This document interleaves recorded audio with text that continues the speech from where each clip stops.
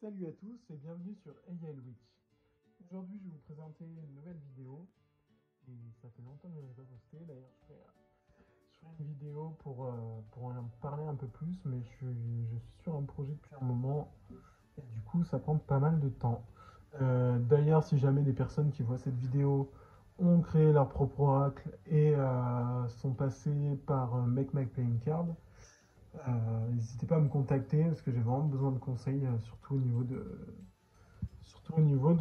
du contour, quoi, parce que j'ai un petit souci, ou si vous connaissez des imprimeurs qui s'occupent de cartes et qui sont pas trop chers, enfin, n'hésitez pas à me dire. Bref, du coup, donc le tarot de Marseille, je pense que je ferai une vidéo de toute façon dessus, mais vu que je suis moins tarot que oracle, du coup, je vais voir. Mais je vais essayer d'en faire évidemment, parce que bon, le tarot de Marseille, c'est un peu un incontournable, on va dire.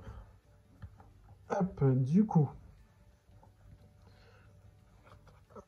voilà. Donc dans le tarot de Marseille, vous avez des arcanes majeures, donc comme cela, où vous allez avoir du coup un numéro, le nom en dessous, comme vous pouvez voir là, ici aussi.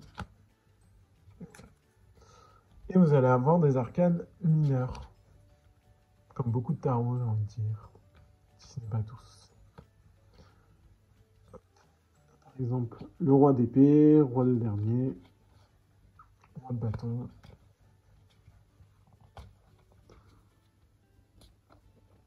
Voilà, je vous montre un peu vite fait. Hein. Et valet de coupe aussi, par exemple. Voilà. Du coup, comme je vous ai dit tout à l'heure, nous allons parler de la méthode de la croix. La méthode de la croix, c'est celle qui consiste à ça. C'est une méthode de tirage qui est quand même relativement facile. C'est même une des plus faciles à utiliser et une des plus réputées même. Enfin, une des plus réputées. Une des plus utilisées, j'ai l'impression en tout cas. Donc pour cette méthode de tirage, vous allez utiliser uniquement les 22 arcanes majeures. Donc les arcanes mineures que je vous ai présentées tout à l'heure, on ne va pas les utiliser pour cette méthode de tirage. Vous pouvez les mettre loin d'ici. On va s'intéresser du coup juste aux arcanes majeures. Il y en a 22, donc comptez-les bien avant. Du coup, vous allez prendre vos arcanes, vous allez brasser. Hop. Vous pouvez faire comme ça. Hein. Vous pouvez aussi faire comme ça.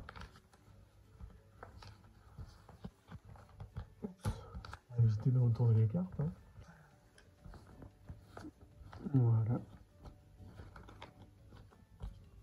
Après, des fois, si elles se retournent, c'est bon de les garder, mais bon, je fais ça surtout pour des oracles, non.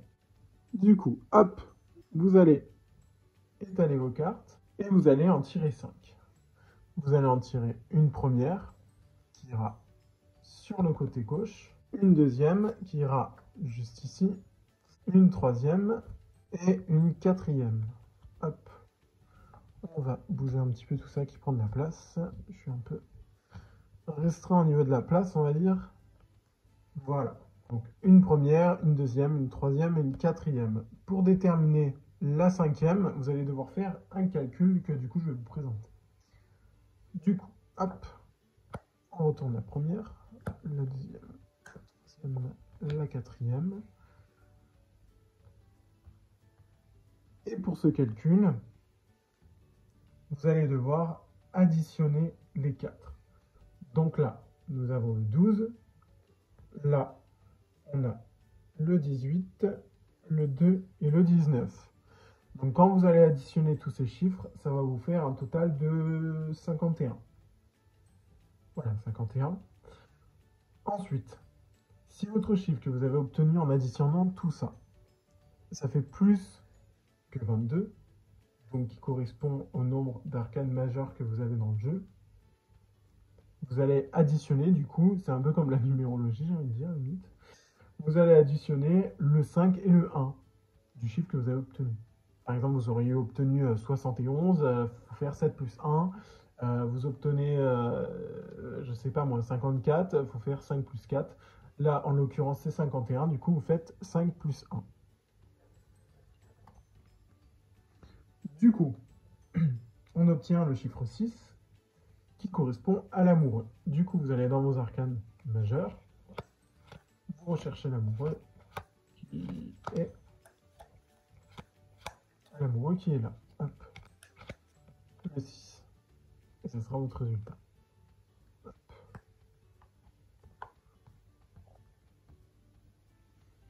Voilà. Là, vous avez votre tirage en croix. Si jamais le total ne dépasse pas 22, du coup, admettons que ça fasse, je sais pas moi, 18. Du coup, vous tirez la carte numéro 18, par exemple, qui est la lune. Et si, dans ce cas, vous avez déjà la carte numéro 18 qui est là, du coup, vous additionnez celle-là, celle-là et celle-là. Donc les 3 autres cartes, en gros. Et vous regardez. Si jamais, encore une fois, vous l'avez, du coup, vous additionnez les 2 dernières. Et normalement, au bout d'un moment, on devrait s'en sortir quand même. Du coup, la somme de ces 3-là font 33, il me semble, si je dis pas de bêtises. Peut-être que je me trompe, parce que moi, les maths en ce moment, c'est pas trop l'amour fou. Bon, admettons que ça fasse 33, bon, normalement, c'est censé faire moins, du coup, techniquement. Mais admettons, du coup, hop, 3 et 3, 6. Donc, si vous avez bien compris, vous recherchez la carte numéro 6. Du coup, vous additionnez les 3, vous trouvez 6, parce que du coup, le total fait 33. 3 et plus 3 égale 6. Du coup, on cherche l'arcane 6, et du coup, c'est drôle, parce que ça revient à l'amoureux. Dans cet exemple de tirage, ici, vous avez le présent, donc la situation présente, hein, le futur, l'idée, la réalisation et la résultante. Par exemple, ici, nous avons le pendu qui peut démontrer que du coup, vous auriez commis une faute et que vous devez en subir les conséquences. La lune qui va montrer que du coup, ces quelques ennuis vont durer un certain temps. Vous avez la papesse au-dessus qui est là du coup pour veiller sur vous. Donc ça vous donne un peu une chance de vous en tirer avec les honneurs dans un prochain avenir. Ensuite, du coup, on a un peu comme une confirmation donc avec le soleil qui est là, parce que du coup, ça va vous promettre une certaine grande joie.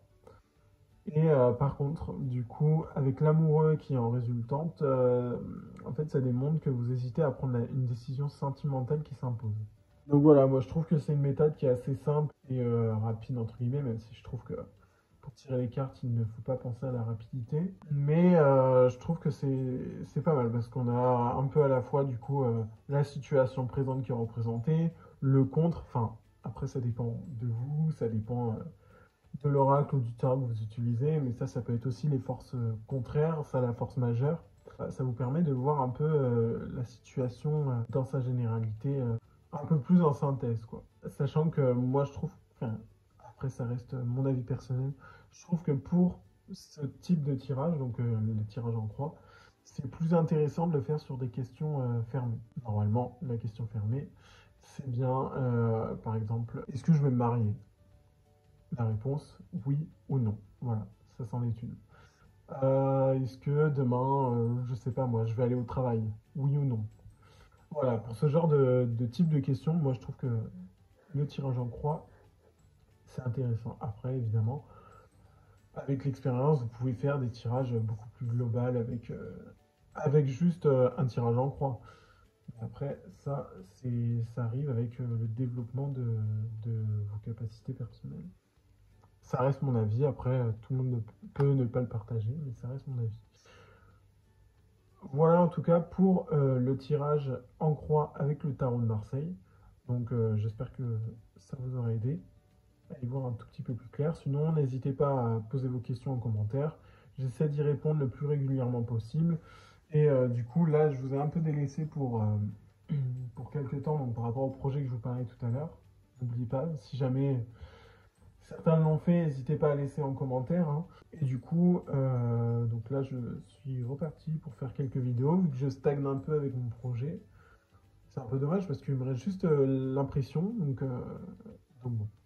Mais on y arrive, j'ai envie de vous montrer quelques cartes et je pense que je ferai une vidéo dessus, mais juste j'aimerais attendre de l'avoir bien pour vous le montrer, parce que bon, si certaines personnes le veulent, c'est un peu dommage de le montrer si c'est pas encore totalement fini. Voilà, donc j'espère que ça vous a plu. Et je vous dis à bientôt pour de nouvelles vidéos.